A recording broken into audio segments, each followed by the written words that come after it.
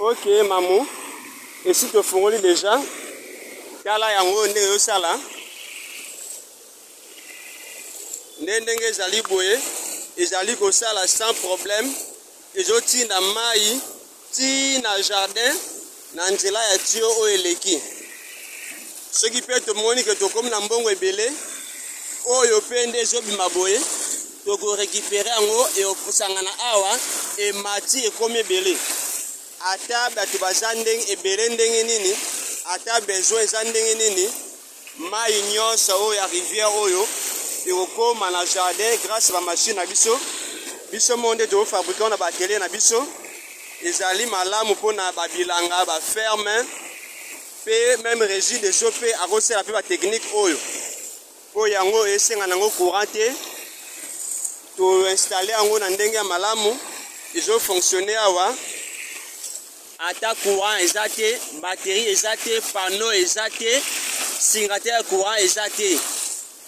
Ma ekende ti na jardin. Kaka na tio oyo. Tokoki kokomisa yango mpe ebele ndenge tolingi, donc eza pena solution makasi banda tobandaki. Jardin oyo ya biso eza nde na ngomba. Esika ezali mpona kozwa mai ezali pasi. Tio oyo ekei tina 700 metres. Eke penza musika mingi. Oyo mai ekomeli biso. Banda tobandaki kolona tozwi mpe zwa mwa ba resultat tobandeli lisusu biloko ya sika. Nde tokoma kuna bomona mpe lisusu jardin ya mamu ndenge ezali kuna. Alors tokati nanu tomata tina jardin, mais machine totiki esala toketi tina jardin tomona ndenge ezobima kuna likolo. Totiki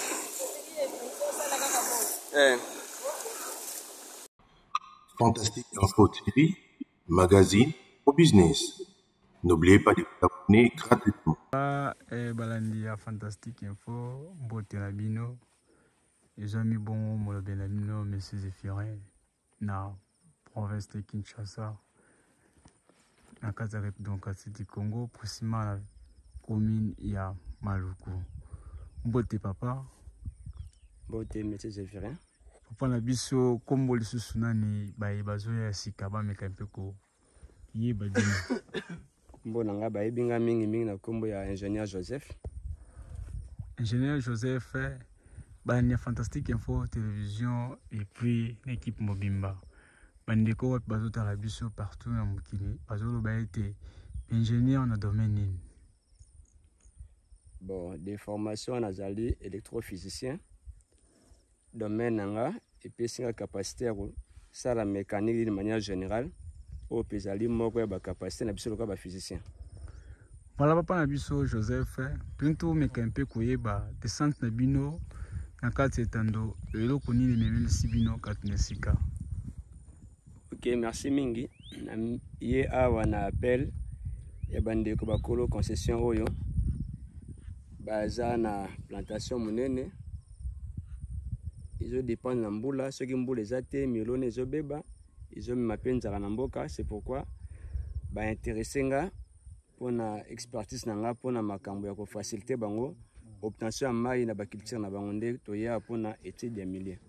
Voilà côté là étude ya milieu ta pour nous ngotali to moni ba itan to moni ba mai vandi ko la saete rivière za na kati etando bi baza na manki ya rivière na mabele na bango.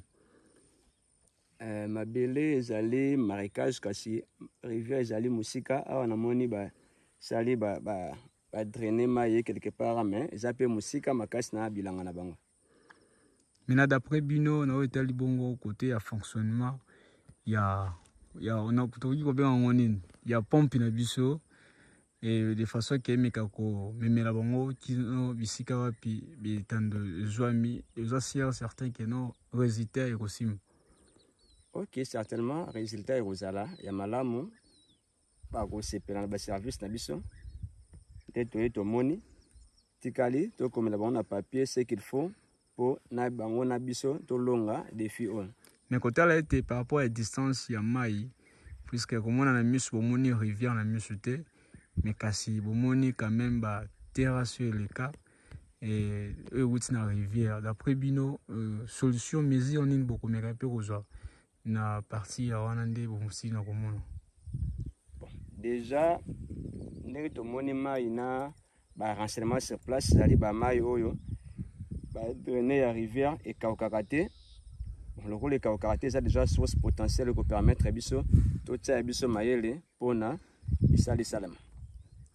Maintenant par rapport au tellement distance par l'Inde fantastique mais tout na côté à distance à peu près le bas qui était sous 700 le bas qui était au plus ou moins 700 mètres. Mais à côté, elle a été à 4 Nesika, apparemment, au-delà, il y a 700 mètres.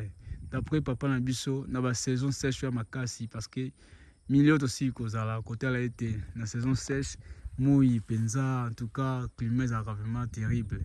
D'après Bino, les ambano di bosso, il y a qu'on y attend, ma belle couteau, il y a aussi la partie, il y a mille, le coup là, ou bien, les ambano di bosso.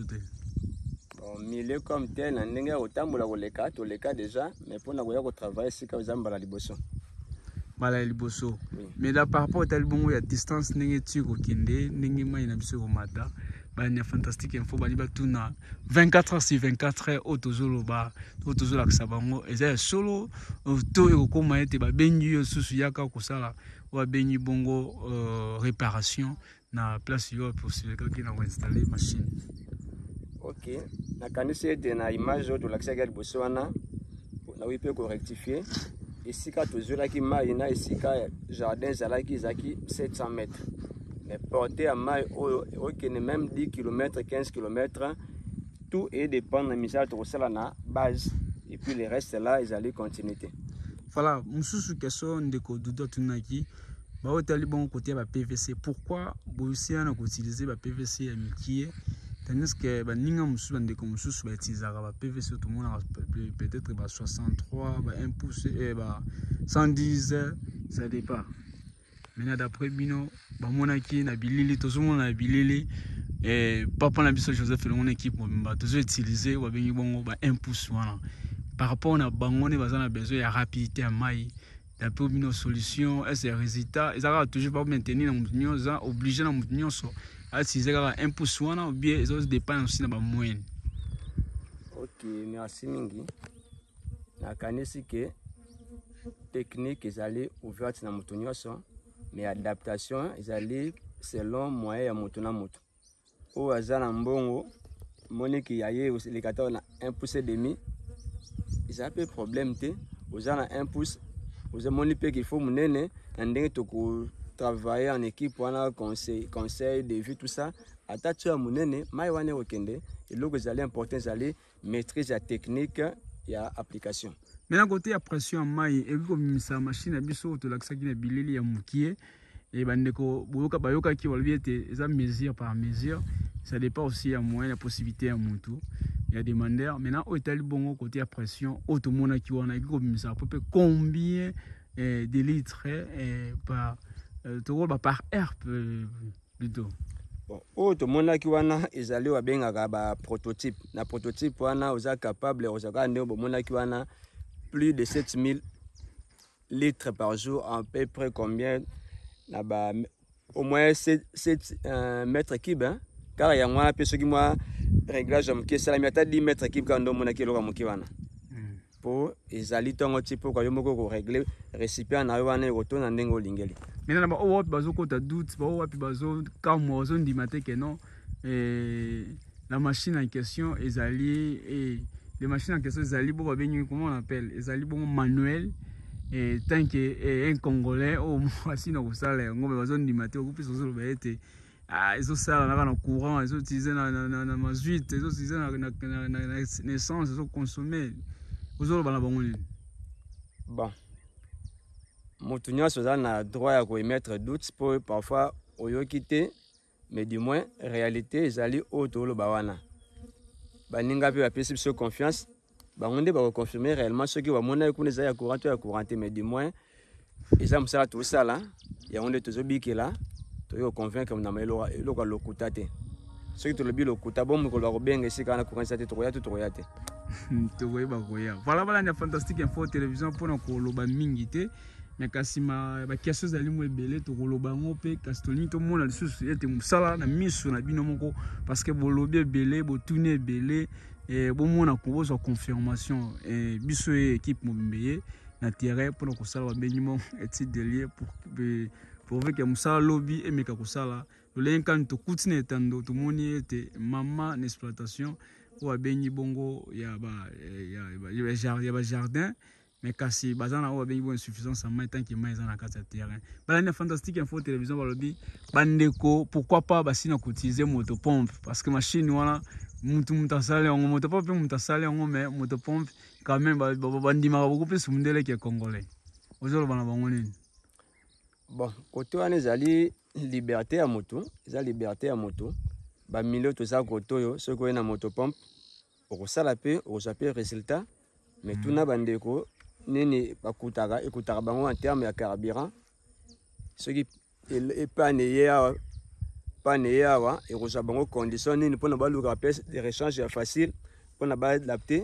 Donc ezali soit ya moto, mais au moins biso pe le droit tout ça pe besoin pe il y a intérêt à proposer voilà la fantastique info télévision, c'était votre humble serviteur Tokuten Mombala Sima, restez toujours branchés, partagez aussi vos liens, bye.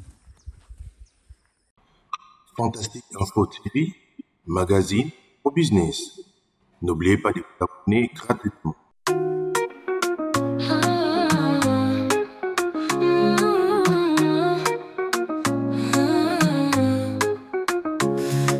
La chaîne de la promotion, agriculture, pisciculture, élevage en action, accompagnement pour votre réussite, agribusiness, notre mission, on s'y invite. Fantastique Info TV, interface de la diaspora, pour un Congo bio, cultivons sans déboire. Agriculture, priorité des priorités, tout devient réalité. Gestion de projets agricoles, transformation du produit frais vers la consommation. Avec nous, chaque récolte est une victoire pour un avenir vert plein d'espoir. Fantastique Info TV, interface de la diaspora, pour un Congo bio, cultivons sans déboire. Agriculture, priorité des priorités, tout devient réalité. Il est temps que les Congolais mangent bio. Ensemble au Salabilonga, c'est le mot. De la terre à la table, un parcours réussi. Avec Fantastique Info TV, le futur est ici. Le vrai changement de la RDC passera par l'agribusiness. N'oubliez pas de vous abonner, vous gratuitement. Fantastique Info TV, interface de la diaspora, pour un Congo bio, cultivons sans déboire.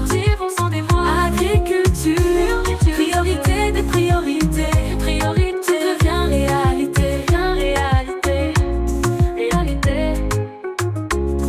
Fantastique Info TV, la chaîne agro-business. Pour un Congo prospère, un grand succès, rejoignez-nous, ensemble construisons l'avenir vert de notre nation. Le vrai changement de la RDC passera par l'agribusiness. N'oubliez pas de vous abonner, vous, gratuitement.